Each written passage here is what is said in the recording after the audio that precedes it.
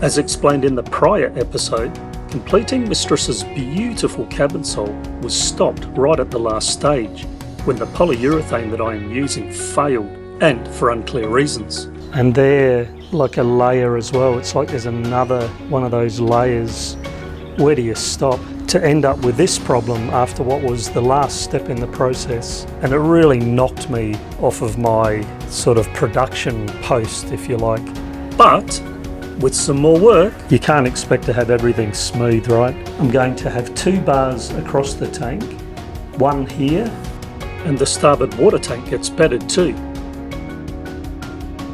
In fact, for the mass involved and with the kinetic energy that will be a part of the boat's motion,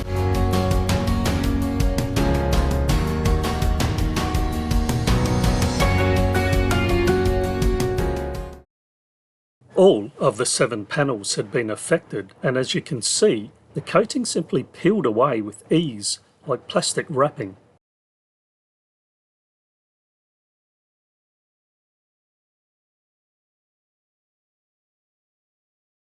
After discussing this failed topcoat application at length with the manufacturers, they advised to use their own designed paint stripper, and so I followed their advice.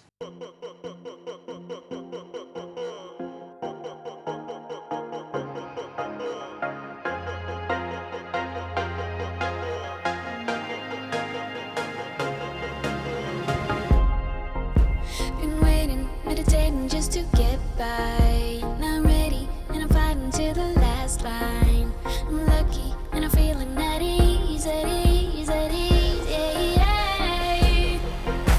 You're losing in a game that we've been playing. I've used the paint stripper. I actually gave it 2 coats because after 1 coat I could see that the top layer came off, which was the second coat of aqua coat. But then there was another coat starting to lift as well. So after wiping all that down, I put another layer of paint stripper and started scraping that. And I'm really not happy with it. You probably can't see it in the camera, but I think some epoxy's actually come off here as well, just with the scraper. And you might be able to see here, there's like a line, there's another very small one here, and there, like a layer as well. It's like there's another one of those layers. Where do you stop? So I've sanded it down now, and as you can see, it's looking all sort of chalky. And normally that wouldn't be a problem when you sand. You think, well, that's what you'd expect. It's just that the feeling to it is like it's tacky. It's, I don't know, it's just not, in my opinion, normal. I can feel, you know, there's like lumps through it, and I mean, one surprising thing is the abrasive paper didn't actually get clogged up, which was A, surprise, and B, a relief, because I was anticipating going through dozens of papers just in one panel. So what I'm going to do is I'm just going to do a little test of the aqua coat, in other words, put another coat on top to see what happens, because I just have this feeling already that subsequent coats of aqua coat are not going to get rid of that obscurity. It's like opaque. This has really caused me a problem.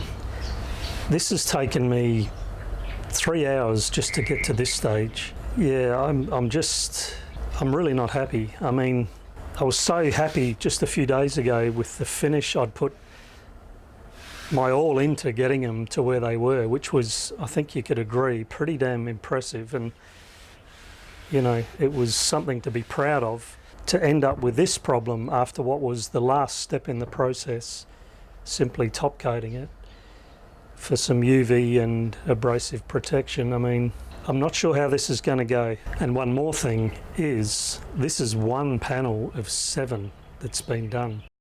Well, it's been quite a week trying to sort out how I'm going to recover all of these cabin sole panels. And it really knocked me off of my sort of production post, if you like, and it left me probably for a good more than 2 days really pondering how to go ahead.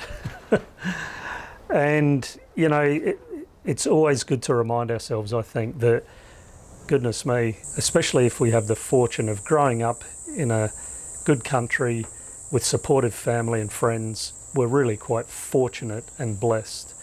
So that sort of pill, I think, is always good to take. I also received a couple of emails from people, not directly to do with this, but with them sharing their stories.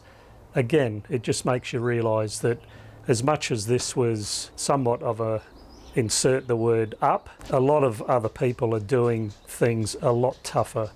And in the scheme of things, you know, nothing really else has changed apart from the fact that I've got to do work to get me back to where I was. So here, what I've done is just made a start sanding, and there's no way that what I'm left with here when sanding is normal. It's all like in beads, and it's just not right. I'm going to change over the product. Fortunately, the company are happy to do that, exchange that. I do think that there's something wrong with that batch, and so that's great. They'll give me an exchange. I'll only be doing one panel when it comes to it to see whether it works, and we'll just take it from there. You're losing in a game that we've been playing. You're acting, you don't know what you're saying. Relief, yeah, yeah. I can bring myself to stay. Run away, oh, oh. Can't play eyes on you one more day. Run away, oh. Far away from home, happy and alone. And when you are stressing out, I'm taking deep breaths, taking deep breaths.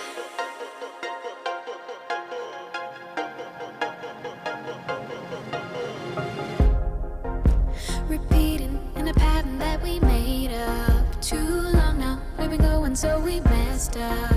You are not easy to please, yeah, yeah, yeah. The things I used to love with you just no longer do. And I know that it's the same for you, yeah, you feel it too. So after sanding all the panels back yesterday, getting up early this morning and doing that quick sand which you saw, and getting another coat of epoxy on top, it's got me happy again. I was a bit down in the chin, but in the scheme of things, you know, really, you can't expect to have everything smooth, right? So it's looking good again. I can see a slight variation where I've just sort of gone through all of the epoxy layers back to the timber, so it gives a sort of an uneven look there, but nothing that a second coat of epoxy won't fix. So I'm looking forward to tomorrow to actually sand these back again and get the next coat on, and then I'll be back to square one, thank goodness. Also, to add from yesterday's commentary, I just wanted to send out all the very best thinking of you to Yosh and Benita on Sailing Nanji. Thinking of you guys, and what a terrible thing to happen. Frightening. For me, that summons the word frightening. So I really do wish you guys all the best. I watched your latest video and it looks like you're well into the work and getting Nanji back together. Good on you guys. I can bring myself to stay. Run away, oh, oh. Can't play eyes on you one more day. Run away, oh. Far away from home, happy and alone. And when you are stressing out, I'm taking deep breaths, taking deep breaths. Far away from home, happy and alone. And when you Okay, so whilst the Fix 15 is going off on all of those bearers and the rubber strips, I'm just going to get on with the next thing. So the tanks are sitting down and they're being supported in their location, but of course with a boat, especially a sailing boat, heeling over, etc., it's going to need these tanks to be very securely fastened down. So what I'm going to do for that is I've actually got heavy gauge angle iron as well as flat bar. All of this has been hot dip galvanized coated, so no rust.